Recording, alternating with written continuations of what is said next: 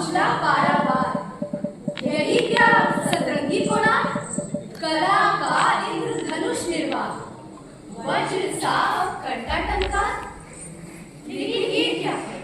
अरे क्यों सहमी सी हलचल, क्लान सा क्यों है कोलाहल? मौन होगा क्या संघार? नहीं, केवल थोड़ा विश्राम। रात भर का है युद्ध विराम, झपकियां लेते हैं अंगार। तब तो निशा के पर्दे में अज्ञात, कहाँ है उत्कलपति का प्रात? तुमुल ध्वनि में आशा झनकार। वहीं जहां सागर तटवर्ती लहरों को चीर एक नौका पूरी नगरी की ओर तेजी से चली जा रही है, उसी में बैठे हैं नरसिंहदेव, जिन्हें घमासान युद्ध के बीच मंदिर के पीछे सुरक्षित नौका में आरोही कर धर्मपद और उसके साथियों ने अपना वचन पूरा किया। अब सूर्योदय तक पुरी से सेना लाकर चालुक्य के पड़ाव पर आक्रमण करना है। इस समय कोणार्क में शांति, प्रस्तब्ध सरोवर को चंचल करने वाले पतित पल्लवों की भांति जब तब मंद ध्वनियां सुन पड़ती।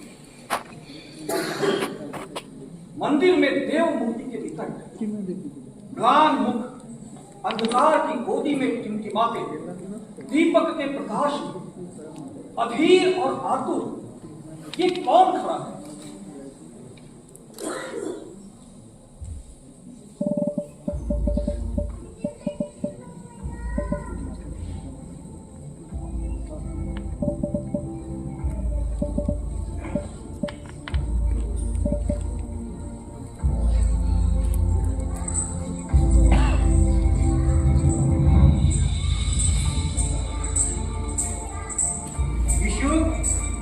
तुमने कहा था कि मैं नाट्यचार भगवान शंकर का संहारक रूप धर सकता हूं, वो तो नहीं कर पाया।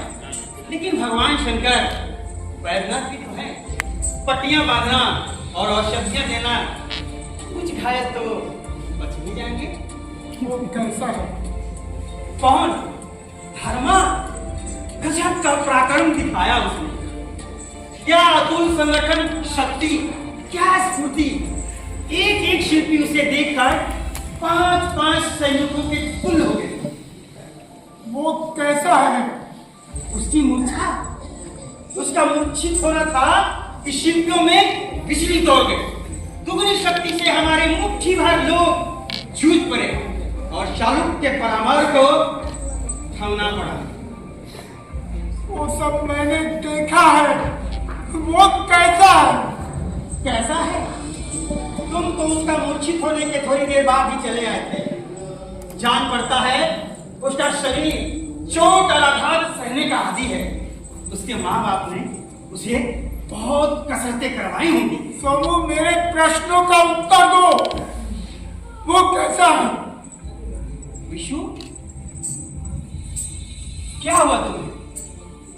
और इस तरह मेरी प्रतिमा के निकट तुम मुट्ठी बांधकर क्यों खड़े हो? ये देखो, हाथी दांत का कंकड़। अरे ठीक वही आकृति, ठीक वही छवि जो मैंने तुम्हारी मूर्ति के कंठान में कहाँ मिली तुम्हें? धर्मा के गले से गिरी जब वो मूर्छित था। धर्मपद के गले से? यानी धर्मपद? सोमू, मुझे बताओ कैसा है वो? विशु, स्थिर हो जाओ। स्थिर हो जाओ? तुम नहीं समझोगे बंधु, क्या उसकी मूर्छा दूर हुई? उसकी मूर्छा भी दूर हो गई और रक्त भी बहना बंद हो गया। अब तो वह पुनः युद्ध के लिए तैयार है। पुनः युद्ध? तो रोको सोमू, रोको उसे। विशु शांत, रात में तो युद्ध बंद रहेगा। कल सवेरे तक निश्चय ही जगन्नाथपुरी से महाराज के अश्वारोही दल आप पहुंचे। विशु, मुझे तुम्हारी चिंता है। मेरी चिंता परसों की खोई निधि पा रहा हूं। अपनी बेताबी से उस निधि को पुनः खो ना देना। कैसे बताऊंगा उसे? वो मुझे तो वो जानता भी नहीं। चांद जाने पर क्या सोचेगा। शायद उफ, बरसों गुफा के अंधेरे के बाद ये बेदर्द उजाला क्या मुझे अंधा बनाकर ही रहेगा।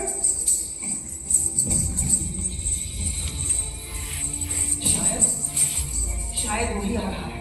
तुम थोड़ी देर के लिए स्तंभ की गोद में चले जाओ।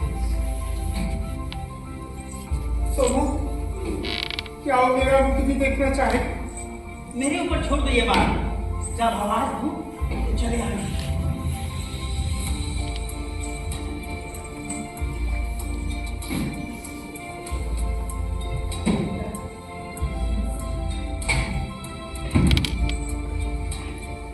सैकड़ों शिल्पी मारे गए।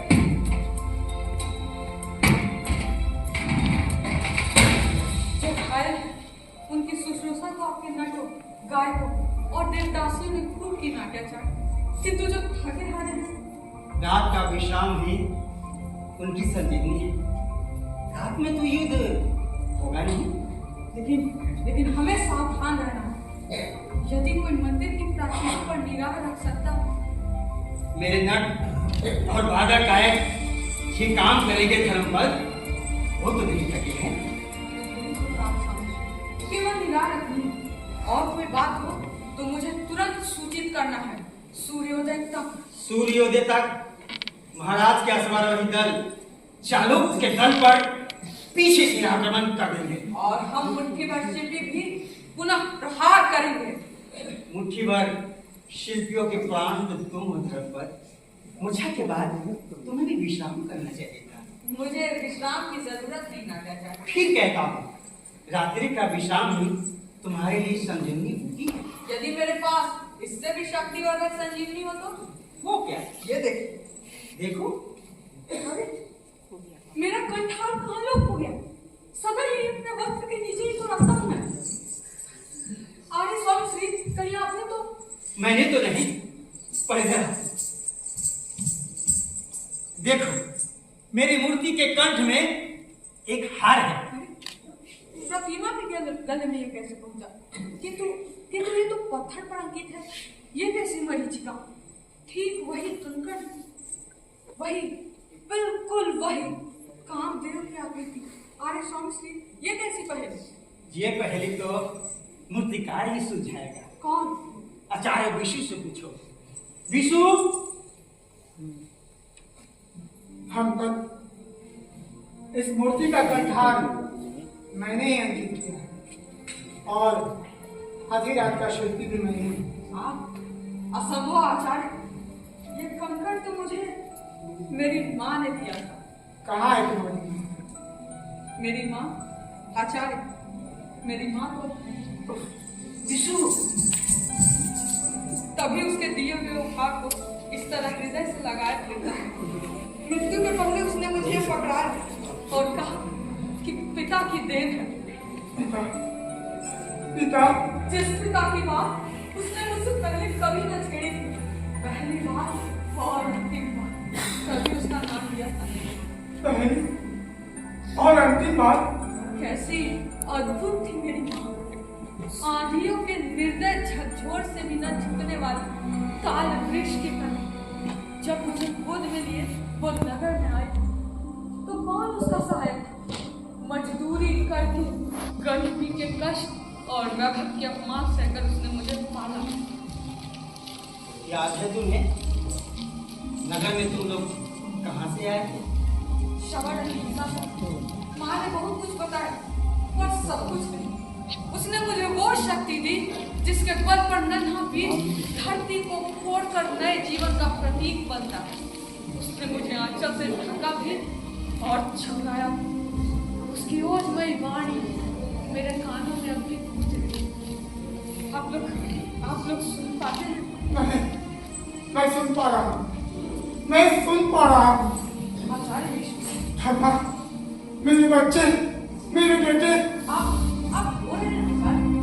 तुम सारिका को आपको मेरी माँ का नाम कैसे मालूम? धर्मपद, आचार्य विशु ही तुम्हारे पिता है। क्या? आचार्य मेरे पिता? बेटा, पर मेरे पिता का नाम तो श्रीधर था। हाँ, यही नाम मेरी माँ ने बताया था। ओह भागा, श्रीधर मैं ही हूँ। विशु तो मेरा छठ नाम है, जो मैंने सवारा टिक्का से भाग आने पर रख लिया था। मैं ही वो श्रीधर हूँ जिसके कारण तुम्हारी माँ को इतने सारे कष्ट उठाने पड़े। मैं ही वो कठोर पापी निर्दयी तुम्हारा पिता हूँ जिसने मुझे पिता कहोगा माँ। बेटा, क्या आपको मेरी माँ की याद आती है? तेरी परस से उसी की याद के बल पर तो जी रहा हूँ तारा।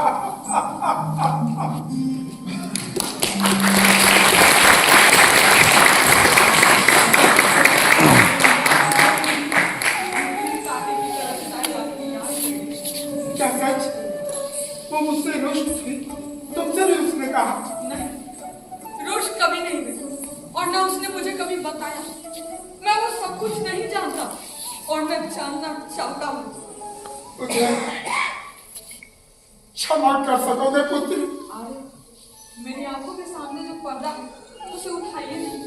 उस पर मेरी माँ की मधुर, गंभीर, दर्द भरी मूर्ति दिख रही और वहाँ मानो सूर्य के किरणें पर किरणों के बीच माँ कैसी खड़ी दिख रही। ये किरणें किधर जा रही हैं? वो किरणें तुम्हारी माँ के तन से फूट रही है धर्मा। मैंने तुमसे देखा है। मंदिरों का निर्माण करते करते कभी कभी सहसा मेरी आंखों के सामने अंधेरा छा जाता। उन अंधेरों में न तो मैं मूर्तियां कर पाता और न ही आकार प्रकार निश्चित कर सकता था और न ही पत्थरों को जीवित कर सकता था। तभी तुम्हारी माँ की मनोरम और तेजस्वी छवि मुझे मिलती और उन किरणों से मुझे प्रकाश मिलता। ठीक वही किरण, ठीक वही आलोक। हाँ पुत्र, और हम मानो कोणार्क के अधूरे शिखर पर मेरे अरमानों को छिन्न होता हुआ देख उसने मुझे राह दिखाने के लिए तुम्हें यहाँ भेजा। और जाने किस सदृश शक्ति ने मुझे शिल्प कला सिखा। विशु, तुम शिल्पी विशु के पुत्र हो। धर्मा, कोणार्क और किसी के स्पर्श से कैसे जग सकता है? जैसे मरुस्थल में कहीं निर्जन सहसा गायब हो जाने पर भी अन्यत्र बह निकलती है, वैसे ही मेरी प्रतिभा तुम्हारे मन में निकल सकी। धर्मा, सैकड़ों हजारों वर्षों तक कोणार्क के उन्नत शिखर को देखकर लोग कहेंगे ये विशु और उसके बेटे की कला की सर्वोत्कृष्ट कृति है। धर्मा, मेरे जैसा भाग्यशाली पिता आज उत्कल में कौन है? संध्या की किरणें सिमट रही आज, लगता है जैसे माँ बुलाती है। नहीं धर्मा, हम उसे बुलाएंगे। क्या तुम्हारी माँ कल भी नहीं आएगी? कल जब कोणार्क और कलिंग के ऊपर से बादल हट जाएंगे, कल जब महाराज नरसिंह जब विजयी होकर लौटेंगे, फिर कोणार्क के प्रांगण में मेरा और तुम्हारा पिता और पुत्र का आदित्य अभिवादन हो। विजय का अभिवादन? हाँ पुत्र, कैसा अभूतपूर्व क्षण होगा। मेरी सारी साधना फलीभूत होकर आह्लाद और उन्माद में निलय हो जाएगी। धरती और अंबर मेरे उल्लास को संभाल न सकेंगे। कोणार्क का प्रत्येक पत्थर अनन्य रागनी को प्रतिध्वनित करेगा और शिल्पी के गौरव के आगे सारे संसार की समृद्धि नतमस्तक।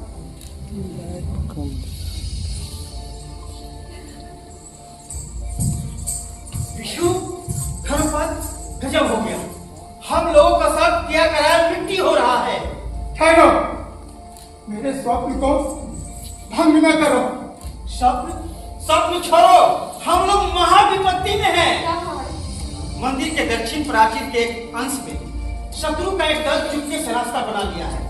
मैं नर्तकों को लेकर उधर जा रहा था कि देखा शत्रु का एक दल अंदर घुस रहा है। दौड़कर राजीव को सूचना दिया, लेकिन मुट्ठी भर थके हारे शिल्पी कैसे रोक पाते हैं आतताइयों को? यही आशंका थी मुझे।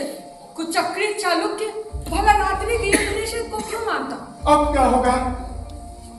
महाविनाश का आह्वान। रोको, तुम उस धर्मा को रोको। मुझे रोकने की चेष्टा न की। मुझे संध्या की वे ही किरणें बुला रही। लेकिन सुनिए, एक बार मंदिर पर अधिकार कर लेने पर चालुक्य की शक्ति को कोई नहीं रोक पाएगा। महाराज नरसिंह देव की चेष्टाएं विफल हो जाएंगी। सवेरे ही चालुक्य पूरी के कुछ कर देगा और फिर उस अत्याचारी के आगे कोई नहीं ठहर सकेगा, कोई नहीं। विशु, सुना तुमने? सोनू, क्या किसी तरह धर्मा को बचाया नहीं जा सकता? मैं राज चालुक्य के आगे अपने बेटे की आप मेरा अपमान कर रहे हैं। धर्मपद, पिता की ममता का युद्ध तिरस्कार न करो। ममता, वो सुनिए, मृत्यु की फैलती छाया में अत्याचारियों से जूझने वाले वीरों की पुकार सुनिए। क्या मैं उसे अनसुनी कर दूं? उन्हें मेरी जरूरत है। शीतल होती हुई यज्ञ अग्नि में एक बार फिर से आहुति की आवश्यकता है। शायद वो अंतिम आहुति। तुम जा रहे हो पुत्र? हाँ, मैं जा रहा हूँ। जिस नीच से आप भीख मांगते, मैं उसे भीख दूंगा, अपने प्राणों की भीख। तात, मैं जानता हूँ कि आप खाए नहीं, पर मेरा मुंह आपको दुर्बल बना रहा है। जाते जाते आपको याद दिलाऊं कि आप पिता होने के पूर्व शिल्पी हैं, कारीगर हैं। आज शिल्पी पर अत्याचार का प्रहार हो रहा है, कला पर मलानता टूट पड़ी है, सौंदर्य को सत्ता पैरों तले रौंद रही है। और कोणार्क, आपका सुनहरा सपना, जिस घोंसले में आपके अरमानों का पंछी बसेरा लेने जा रहा था, वही कोणार्क एक पामर, पापी, अत्याचारी के हाथ का खिलौना बन जाएगा। आतंक के हाथों में जकड़ी हुई कला सिसकेगी, चीखेगी, चिल्लाएगी। वही होगी कारीगर की सबसे बड़ी हार, सबसे भारी हार। विशु, विशु, कारीगर की हाथ? कोणार्क, आतंकी के हाथ तक खिलौना? जान पड़ता है धर्मपद संग्राम में कूद पड़ा है, लेकिन कितनी देर तक के लिए? विशु, वो लोग आगे बढ़ रहे हैं। विशु, मैं जा रहा हूँ। विशु, देखो, शायद उसे बचा सकूं। मैं जा रहा हूँ विशु, मैं जा रहा हूँ। कोणार्क, मेरी निधि, कोणार्क, मेरी सृष्टि भ्रष्ट हाथों में, अपावन हाथों में। ओ अभागे कारीगर, कहाँ है तेरा गौरव? कहाँ है तेरी मौन तपस्या का पुरस्कार? कारीगर की हार असंभव। कोणार्क शिल्पी की पराजय का प्रतीक नहीं हो सकता। नहीं,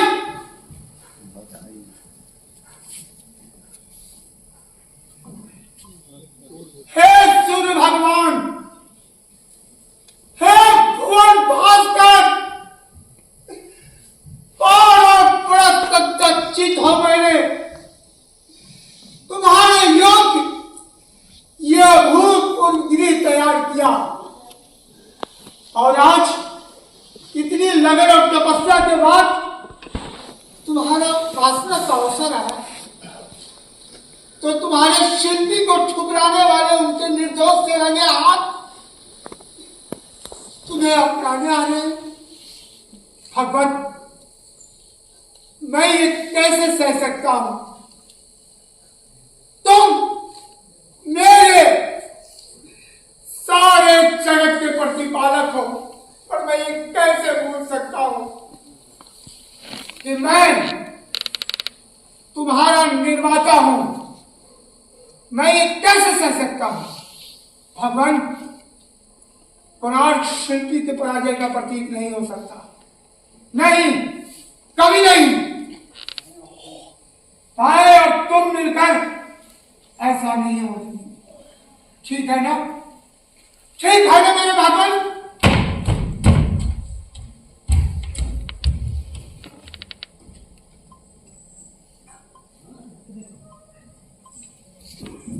कहाँ है विशु?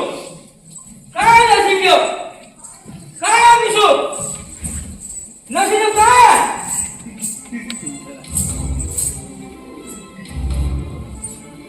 तो में से तुम झूठ बोल रहे थे। विशु को तो यही छोड़कर गया था। और नरसिंह देखिए वो उतरिए। और नरसिंह मुझे मालूम नहीं। देखता हूँ मैं अत्याचार। तुम भी उसी राह पे जाना चाहते हो जिस उस धर्मा को भेजा गया है। उसे शरीर को टुकड़े टुकड़े करके इसी क्षण समुद्र में फेंके जा रहे हैं। जानते हो? सुनिए देव, अंदर कोई है। विशु, विशु। मैं कपाट तोड़ रहा हूँ।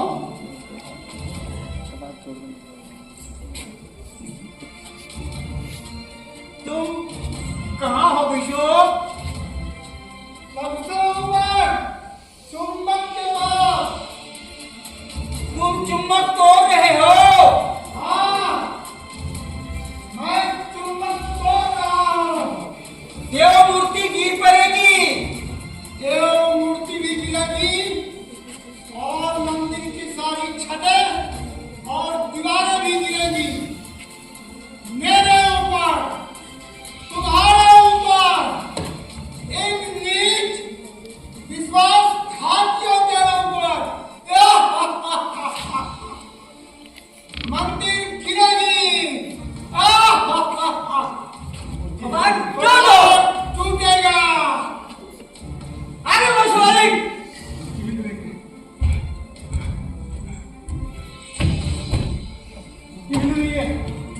आगे बढ़ो शिवालिक, चलो भाई, आगे बढ़ो। चलो भाई, आगे बढ़ो।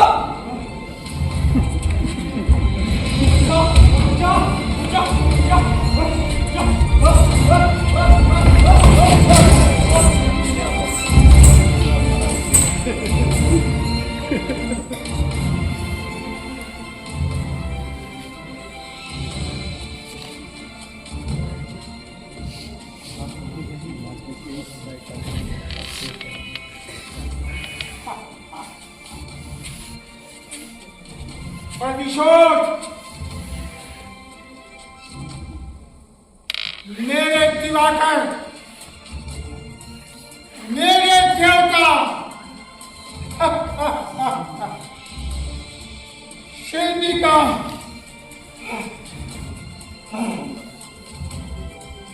प्रतिशोध।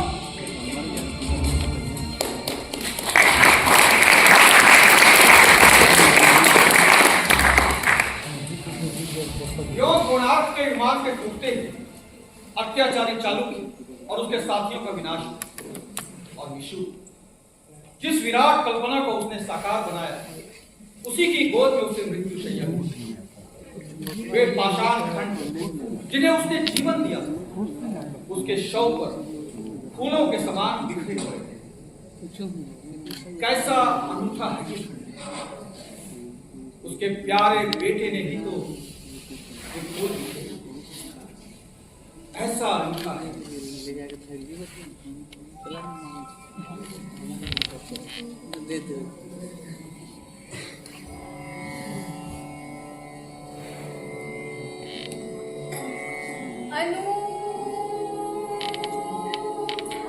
खंड हर सोता है, नहीं ये क्रूर काल कहास, नहीं क्षणभंगुर ताका भास, प्रणय का नहीं करुण उच्छ्वास, छिन्ना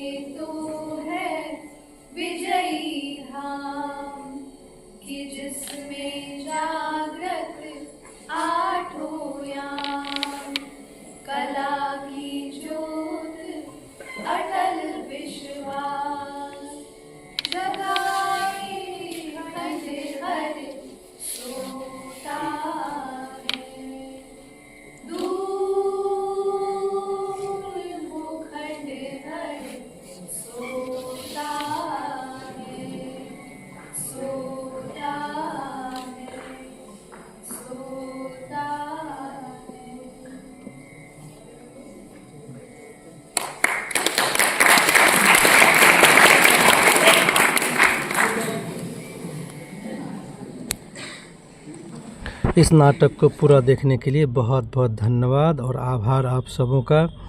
यदि आपको ये नाटक अच्छा लगे तो इस चैनल को सब्सक्राइब ज़रूर कर लें और लाइक कमेंट्स तो ज़रूर ही करें, साथ में इसे शेयर भी कर दें। इसके लिए बहुत बहुत धन्यवाद हमें सपोर्ट करने के लिए। सरकारी विज्ञान टीम इसी तरह का बेहतरीन नाटक आपके बीच प्रस्तुत करती रहेगी। बहुत बहुत धन्यवाद।